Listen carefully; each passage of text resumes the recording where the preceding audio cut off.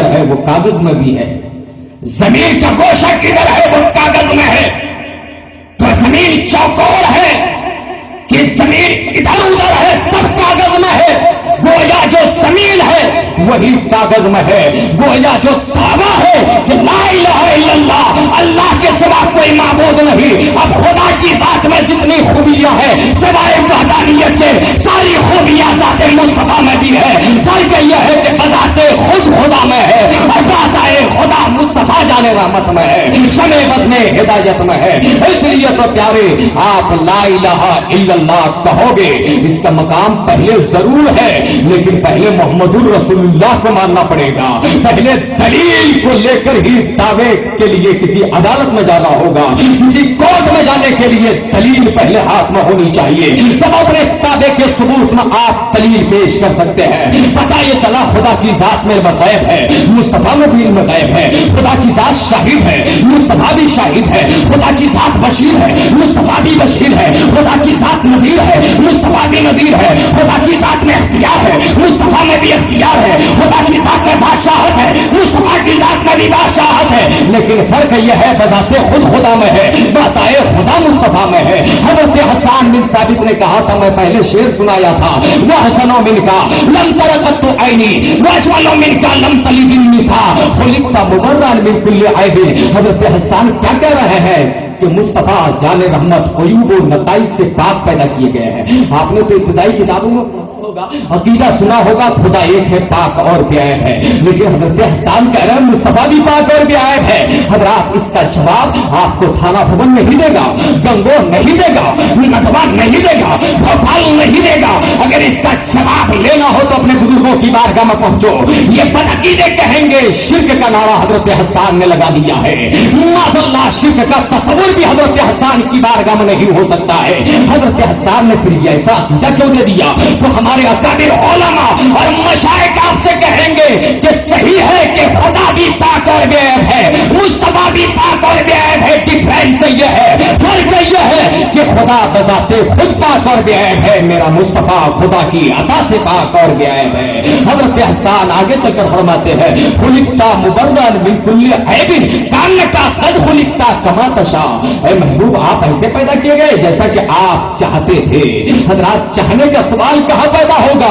ایک بات اور بتا دوں جو نورانیت کا انکار کرتے ہیں، حضرات چاہنے کے لیے وجود پہلے ہو چاہنے والے کا، چاہنے کے لیے پہلے سے چاہنے والا موجود ہو. میری کچھ خواہش ہے تو اس کا مطلب میں موجود ہوں جب خواہش کا اظہار کر رہا ہو. نبی کو ان کی چاہتوں کے مطابق لباس بشری کا جامہ پہنایا جا رہا ہے، گویا مصطفیٰ کا وجود پہلے سے ہے. یہ حضرت حسان نے عقیدہ دیا ہے، بندے رحمان نے عقیدہ دیا ہے. لیکن ایک کتاب سے میری نظر گزری، عقیدوں کے ایک پیشوا نے کتاب لکھی کنز الایمان کے گمراہ کن عنوانات. اس میں یہ عنوان باندھا کہ یہ مولانا احمد رضا بریلوی کے ماننے والوں کا عقیدہ یہ ہے کہ مصطفیٰ کی رضا خدا چاہتا ہے. ارے بڑا دیکھو یہ عقیدہ کیا مولانا احمد رضا نے دیا یا حضرت حسان نے دیا؟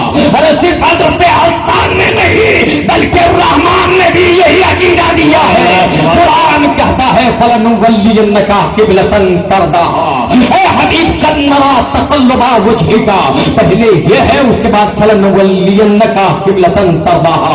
آپ کا چہرہ پار آسمان کی طرف ہم اٹھتے ہوئے دیکھ رہے ہیں. بیت المقدس کو آپ کا قبلہ ہونا منظور نہیں ہے. آپ نہیں چاہتے کہ بیت المقدس کی طرف رک کر کے نماز پڑھے.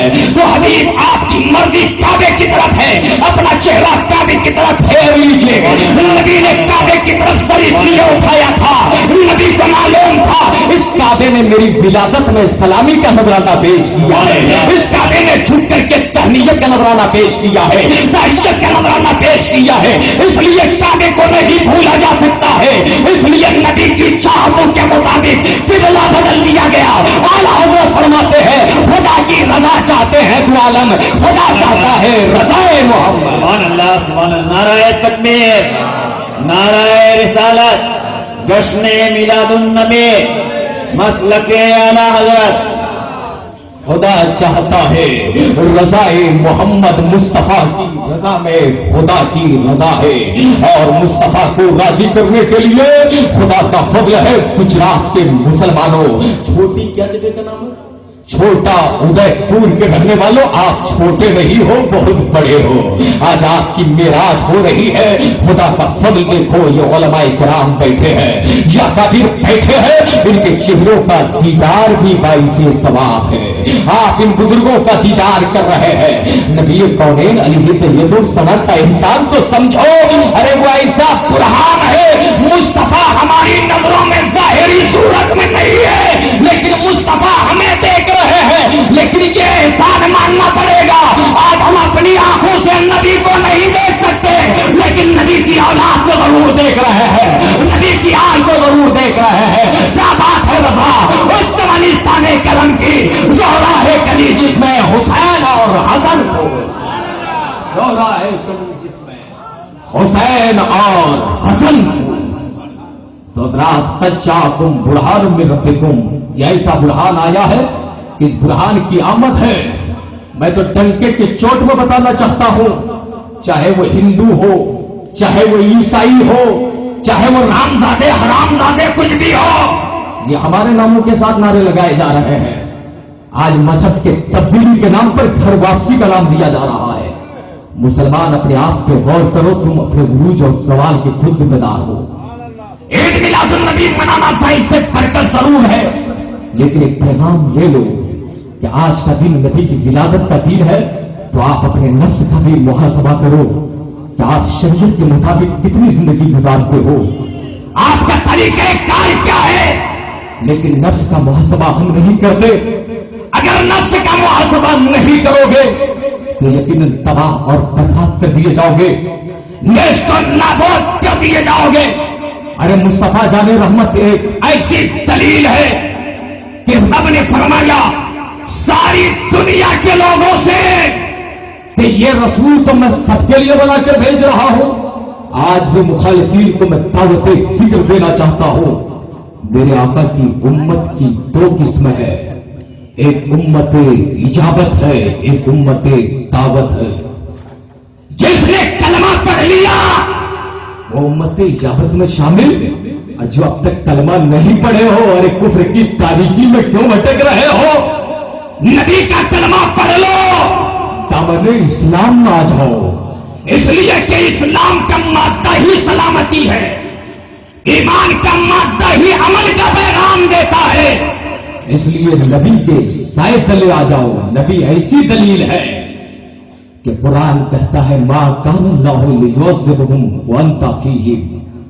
یہ اس موقع سے کہا گیا، کفار کہنے لگے تانگ کرتے ہیں کہ اگر ہم غلط ہیں، ہمارا عقیدہ صحیح نہیں ہے، تو خدا عذاب کیوں نہیں نازل کرتا؟ تو بارگاہ مصطفیٰ سے نہیں، بارگاہ خدا سے جواب ملا، ارے تم پر عذاب اس لیے نازل نہیں ہوتا، یہ بھی میرے مصطفیٰ کا احسان ہے کہ میرا حبیب جب تک رہے گا اور یہ حبیب قیامت تک رہے گا، تم کو عذاب نہیں دیا جائے گا. تمہاری گرفت تمہاری موت کے بعد ہوگی، جہنم میں تم دھکیلے جاؤ گے. حبیب کے دیوانوں کو جنت کا پروانہ دلایا جائے گا، حبیب کے دیوانوں کو جنت کا ٹھکانہ بتایا جائے گا. اس لیے پیارے نبی کا احسان ساری دنیا پر ہے. وما ارسلناک الا رحمۃ للعالمین، وہ رحمت للعالمین بن کر آئے ہیں. آج الحمدللہ نبی کی محبت میں ہم نے جلسے کو سجایا ہے، رچایا ہے. یہ ہمارا مقدر ہے، اگر کوئی نہیں مانے وہ ان کا مقدر ہے. اس لیے کہ پیارے ہر بیٹا باپ کی یاد مناتا ہے، ہر شاگرد استاد کی یاد مناتا ہے، ہر خادم مخدوم کی یاد مناتا ہے، ہر غلام آقا کی یاد مناتا ہے. بیٹا باپ کی یاد نہ منائے، اگر برائی کرے تو آپ کہو گے باپ کا غدار ہے. کوئی مرید پیر کی یاد نہ منائے تو آپ کہو گے یہ مرید پیر کا غدار ہے. ارے بیٹا باپ کی یاد یا پوتا دادا کی یاد نہ منائے تو کہتے ہو باپ اور دادا کا غدار ہے، اسے گھر سے نکال دیا جائے. باپ اور دادا کی یاد نہ منانے سے تمہیں گھر سے نکالا جاتا ہے. اس لیے یاد منانا ضروری ہے کہ ان سے تمہارا جسمانی رشتہ ہے. لیکن آج بھارت کے مسلمانوں تم اس ذات کی یاد منا رہے ہو جن سے تمہارا جسمانی نہیں ایمانی رشتہ ہے.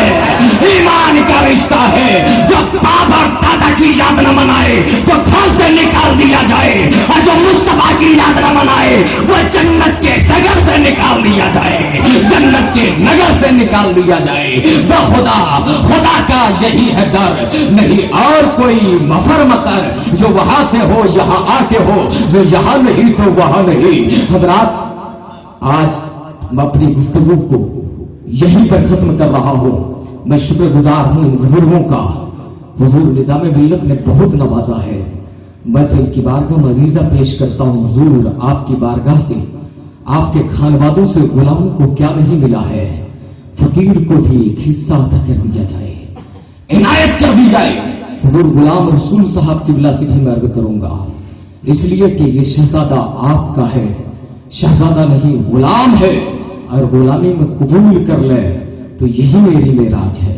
حضرت عمر رضی اللہ تعالیٰ عنہ کا غالب، ان کے صاحبزادے کھیل رہے تھے امام حسین کے ساتھ، خانوادہ اہل بیت کے ساتھ، اتنے میں کہہ دیا سرکار امام حسین نے کہ اے میرے نانا کے غلام، اتنا کہنا تھا، وہ کہنے لگے آپ نے اتنی شہرت، میں خلیفۃ المسلمین کا بیٹا، امیر المومنین کا بیٹا، یہ بھاگے غیظ و غضب میں باپ کی بارگاہ میں۔ حضرت عمر جن کی شجاعت، بہادری، عدل و انصاف، عشق و وفا کا جواب رہی ہے، جن کے پیار کی کوئی نظیر نہیں۔